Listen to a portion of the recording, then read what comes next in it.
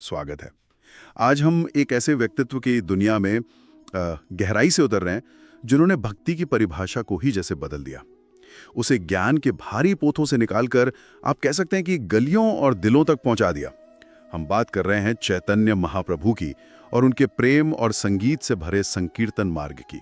जी हाँ, एक बहुत ही अनूठा और प्रभावशाली मार्ग। हमारी आज की चर्चा का आधार है भक्त लीला नाम की जो कथा श्रृंखला है उसका 28वां भाग।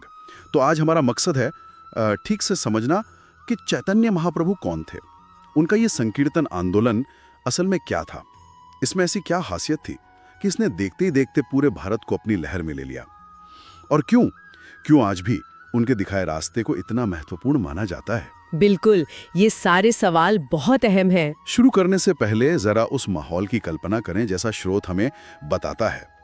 मृदंग की वो गहरी गूंजती हुई ताल, करताल की वो तेज झंकार, और हवा में जैसे तैरता हुआ सैकड़ों कंठों से निकला हरि नाम। कहा जाता है कि यही वो माहौल था जिसे चैतन्य महाप्रभु ने जीवंत किया था। चलिए इस अनुभव को परत दर परत खोलते हैं। तो कथा हमें बताती है कि चैतन्य महाप्रभु का जन्म 15वीं शताब्दी के अंत में हुआ, बंगाल के नवद्वीप में। नवद्वीप उस समय विद्या का एक बहुत बड़ा केंद्र माना जाता था। जी बिल्कुल, एक प्रतिष्ठित स्थान था। स्रोत कहता है कि बचपन में उनका नाम विश्वंभर था और उन्हें निमाई पंडित के नाम से भी जाना जाता था।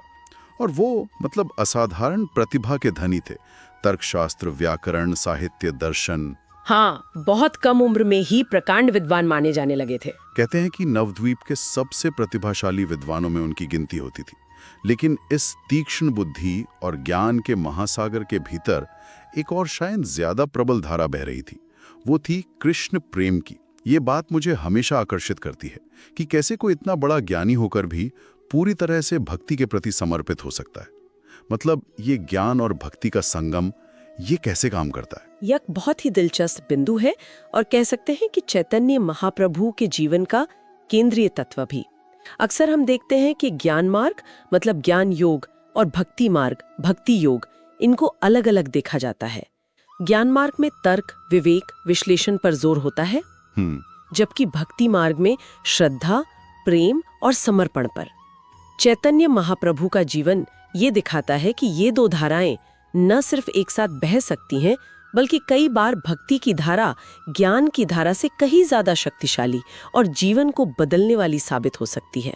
अच्छा। स्रोत का ये कहना कि वे प्रकांड विद्वान होते हुए भी उनके हृदय में केवल कृष्ण प्रेम था, ये उनके जीवन की दिशा तय करने वाला मतलब एक निर्णायक तथ्य बन गया। उनका जो पांडित्य था वो उनकी भक्ति के आड़े नहीं आया, बल्कि हो सकता है कि उसने उसे और गहरा करने का एक माध्यम, एक जरिया बना दिया हो। हाँ, ये हो सकता है। यहाँ समझने वाली बात ये है कि उनके लिए ज्ञान अंतिम लक्ष्य नहीं था जी। प्रेम और ईश्वरानुभूति ही सर्वोपरि थी जी। तो ये एक तरह से आंतरिक सत्य की बाहरी विद्या पर विजय का एक बहुत शक्तिशाली उदाहरण है। और फिर वो मोड़ आता है जिसने सब कुछ बदल दिया। स्रोत बताता है कि एक दिन शायद अपने भीतर जो प्रेम का ज्वार उमड़ रहा था उसे रोक नहीं पाए, और उन्होंने सार्वजनिक रूप से मतलब सबके सामने भगवान नाम का संकीर्तन शुरू कर दिया। जी। और ये कोई शांत ध्यान वाला जाप नहीं था, ये पूरे उन्माद में भाव विभोर होकर गाना था, नाचना था। हाँ बिल्कुल, पूरी तरह से डूब कर। कथाएं कहती हैं कि कृष्ण प्रेम में वो इतना डूब जाते थे कि उनका शरीर वो अनियंत्रित रूप से कांपने लगता था, रोंगटे खड़े हो जाते थे, आंखों से आंसू की धाराएं बह निकलती थी, और कभी कभी तो वो मूर्छित भी हो जाते थे। तीव्र भाव की अवस्था। हाँ, और ये सिर्फ उनका व्यक्तिगत अनुभव नहीं रह गया है ना। बिल्कुल नहीं, और यहीं से बात सचमुच अद्भुत हो जाती है। हाँ, उनकी इस तीव्र और कह सकते हैं निष्कपट और गहरी भक्ति वाली अवस्था का आसपास के लोगों पर एक चमत्कारी प्रभाव पड़ा। जी। स्रोत इस बात पर जोर देता है कि उन्हें इस तरह प्रेम में मग्न देखकर लोग अपने सामाजिक भेद जैसे ऊंच नीच, जाति पाति के बंधन, यहाँ तक के अपनी अलग अलग धार्मिक पहचानों को भी भूलने लगे। ये बहुत महत्वपूर्ण बात है। विद्वान, साधारण जन, अमीर गरीब, तथाकथित ऊंची जाति वाले, नीची जाति वाले, सब बिना किसी झिझक के एकदम सहज रूप से उनके साथ उस दिव्य प्रेम के प्रवाह में बह निकले, उनके साथ गाने लगे, नाचने लगे। एक सामूहिक अनुभव बन गया। स्रोत के अनुसार यही वो क्षण था जब हरि नाम संकीर्तन आंदोलन की नींव पड़ी। ये किसी योजना से शुरू नहीं हुआ था। नहीं, स्वतःस्फूर्त था। हाँ बिल्कुल, एक व्यक्ति के हृदय से निकले विशुद्ध प्रेम की स्वतःस्फूर्त अभिव्यक्ति थी, जो जैसे जंगल की आग की तरह फैली। बंगाल से शुरू हुई ये लहर उड़ीसा, वृंदावन। हाँ, उड़ीसा, वृंदावन और दक्षिण भारत तक पहुंच गई। मतलब एक व्यक्ति का आंतरिक विस्फोट एक सामूहिक आंदोलन में बदल गया। ये घटना भक्ति की जो समावेशी शक्ति है और जो एकीकरण करने वाली शक्ति है, उसका एक उत्कृष्ट प्रमाण है। संकीर्तन यहाँ केवल एक व्यक्तिगत आध्यात्मिक साधना नहीं रह गया, नहीं, बल्कि ये एक शक्तिशाली सामाजिक और सांस्कृतिक घटना बन गया। इसने उस समय के जो कठोर सामाजिक ढांचे थे, खासकर जाति व्यवस्था, हाँ, उसकी जड़ों पर प्रहार किया। सही कहा। अगर हम इसे थोड़ी व्यापक भारतीय भक्ति परंपरा के संदर्भ में देखें तो कबीर, नानक, मीराबाई जैसे कई संतों ने भी स्थापित सामाजिक और धार्मिक रूढ़ियों को चुनौती दी थी। हाँ, दी थी। चैतन्य महाप्रभु का संकीर्तन आंदोलन इसी कड़ी का एक अत्यंत प्रभावशाली उदाहरण है। और इसकी सफलता के पीछे शायद कई कारण थे। क्या कारण रहे होंगे?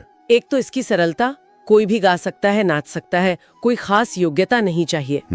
दूसरा, इसकी भावनात्मक सीधी अपील, ये तर्क या बुद्धि से ज्यादा सीधे हृदय को छूता था। सही।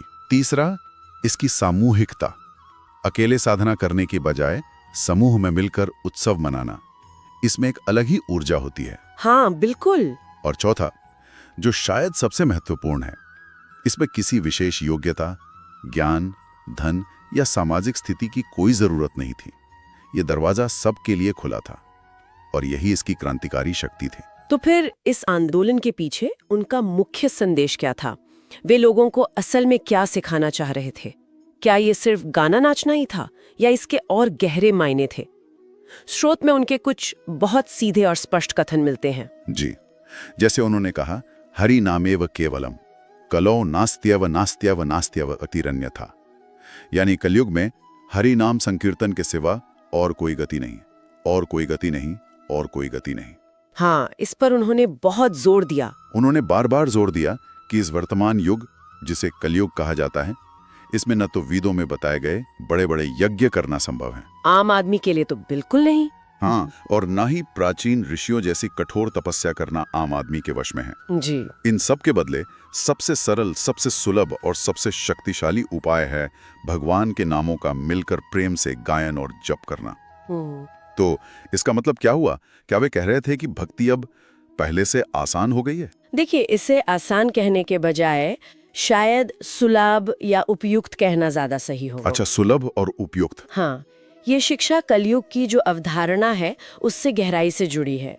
पारंपरिक हिंदू विचार में कलयुग को एक ऐसा समय माना जाता है जहाँ धर्म का ह्रास होता है, लोगों की आयु कम होती है, उनकी स्मरण शक्ति, नैतिक बल, ये सब कमजोर होता है। और ऐसे में जटिल आध्यात्मिक क्रियाएं करना बहुत मुश्किल हो जाता है। चैतन्य महाप्रभु का तर्क ये था कि युग के अनुसार साधना का स्वरूप भी बदलना चाहिए। अच्छा, यानी समय के साथ अनुकूलन। बिल्कुल। जो चीज सतयुग या त्रेता युग में प्रभावी थी, जरूरी नहीं कि वो कलयुग में भी उतनी ही कारगर हो। उनका ये कहना कि केवल सरलता से, हृदय से नाम जपने और गाने से वही या उससे भी अधिक आध्यात्मिक लाभ मिल सकता है जो पहले शायद जटिल यज्ञों या वर्षों की तपस्या से मिलता था। ये वास्तव में भक्ति का लोकतंत्रीकरण है। लोकतंत्रीकरण, दिलचस्प शब्द है। हाँ, मतलब उसे महलों और आश्रमों से निकालकर आम आदमी तक पहुंचाना। और ये इस महत्वपूर्ण सवाल को सामने लाता है कि आध्यात्मिक उन्नति का पैमाना क्या है?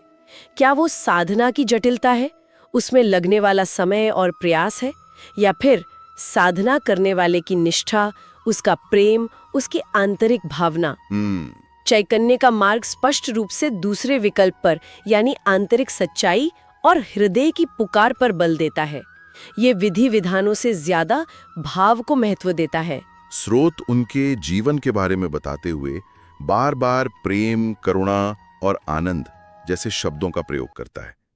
ऐसा लगता है कि वे सिर्फ उपदेश नहीं दे रहे थे, बल्कि उनका पूरा अस्तित्व ही इन गुणों का एक मूर्त रूप था। सही कहा, वे जीते थे जो वो सिखाते थे। उन्होंने सिखाया कि भक्ति कोई बोझिल, गंभीर या नीरस चीज नहीं होनी चाहिए, बल्कि भक्ति का असली स्वरूप है पूरे उल्लास के साथ गाना, देह भान भूलकर नाचना और कभी-कभी प्रेम की अधिकता में भावुक होकर आंखों में आंसू लिए प्रभु का नाम लेना। जी।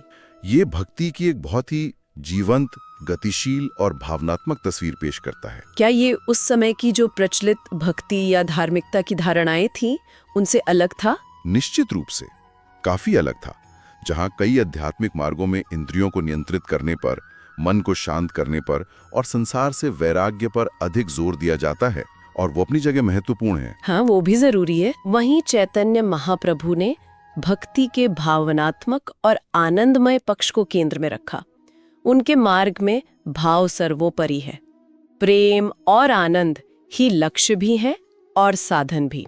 अच्छा, लक्ष्य भी और साधन भी। हाँ, ये दर्शाता है कि आध्यात्मिकता का अर्थ हमेशा गंभीर और दुनिया से कटा हुआ होना नहीं है। ये एक उत्सव भी हो सकता है, एक रसपूर्ण अनुभव। यहाँ जो बात विशेष रूप से ध्यान देने योग्य है वो ये कि तीव्र शारीरिक और भावनात्मक अभिव्यक्तियाँ, जैसे नाचना, गाना। हाँ, जैसे नाचना, गाना, जोर से रोना, कांपना, जमीन पर लौट जाना, इनको न केवल स्वीकार किया गया बल्कि उन्हें गहरी भक्ति और भगवत प्रेम का प्रामाणिक लक्षण माना गया। उन्हें बाधा नहीं माना गया। नहीं, उन्हें बाधा या भटकाव नहीं समझा गया, बल्कि आत्मा की परमात्मा से मिलने की जो तीव्र इच्छा होती है उसकी स्वाभाविक अभिव्यक्ति माना गया है। यह शरीर और भावनाओं को आध्यात्मिक यात्रा से अलग करने के बजाय उन्हें उसका अभिन्न अंग मानता है। ये एक बहुत ही समग्र दृष्टिकोण है। तो अगर हम इस पूरी चर्चा को समेटें, हाँ। जो हमें भक्त लीला के इस अंश से मिली हैं, हाँ। तो श्रोताओं के लिए मुख्य बातें या सबसे महत्वपूर्ण सीख क्या होंगी? स्रोत खुद कुछ बिंदुओं को रेखांकित करता है। पहला और शायद सबसे प्रमुख, कलयुग यानी हमारे इस दौर के लिए हरि नाम संकीर्तन, भगवान के नामों का प्रेम पूर्वक सामूहिक रूप से गायन और जप, यही आध्यात्मिक उन्नति का सबसे सरल, सुलभ और प्रभावी मार्ग है। बिल्कुल। यह जटिल कर्मकांडों का एक सीधा और शक्तिशाली विकल्प है। हाँ, और दूसरा बिंदु जो स्रोत से उभरता है, दूसरा, हाँ, जब हम पूरी तन्मयता से नाचते गाते हुए भगवान का नाम लेते हैं, तो यह प्रक्रिया स्वयं ही मन और हृदय को शुद्ध करती है। जी। स्रोत के अनुसार नाम में इतनी शक्ति है कि वो पापों का नाश करता है और चित्त को निर्मल बनाता है। इसके लिए अलग से कोई प्रायश्चित या शुद्धिकरण की जटिल क्रियाओं की आवश्यकता नहीं रह जाती। नाम ही औषधि है। सही कहा, नाम ही औषधि। और तीसरा, सच्ची भक्ति वो है जिसमें आनंद हो, प्रेम हो और जो जीवन में रस घोले। ये कोई बोझ या मजबूरी नहीं, बल्कि आत्मा का स्वाभाविक उत्सव है। भक्ति को गंभीरता के पर्दे में छिपाने की जरूरत नहीं, उसे खुलकर जीना चाहिए। ये तीनों बिंदु मिलकर भक्ति के एक ऐसे मार्ग का खाका खींचते हैं जो मानवीय है, सुलभ है और आनंद पर केंद्रित है। ये विचार की आंतरिक शुद्धि और ईश्वर से जुड़ाव वो जटिल अनुष्ठानों या कठोर आत्मदमन के बजाय सरल हृदय स्पर्शी नाम जप और सामूहिक उत्सव के माध्यम से भी प्राप्त किया जा सकता है। ये आज की भागदौड़ भरी, तनावग्रस्त और अक्सर विच्छिन्न, आइसोलेटेड जिंदगी में भी अनेकों के लिए अत्यंत प्रासंगिक और आकर्षक हो सकता है। हाँ, आज के समय में तो शायद और भी ज्यादा। बिल्कुल, यह हमें इस पर दोबारा सोचने के लिए प्रेरित करता है कि जिसे हम पवित्रता, आध्यात्मिकता या ईश्वर प्राप्ति कहते हैं, उसे पाने के लिए वास्तव में क्या चाहिए? बाहरी नियमों और विधियों का कठोर पालन या आंतरिक निष्ठा, प्रेम और एक सरल सीधा जुड़ाव? तो ये थी चैतन्य महाप्रभु और उनके द्वारा प्रज्वलित संकीर्तन की लौ की एक झलक, जैसा कि हमें स्रोत भक्त लीला के 28वें भाग से ज्ञात हुआ। एक ऐसा रास्ता जो तर्क से ज्यादा प्रेम पर, विधि से ज्यादा भाव पर और अकेलेपन से ज्यादा सामूहिकता पर जोर देता है।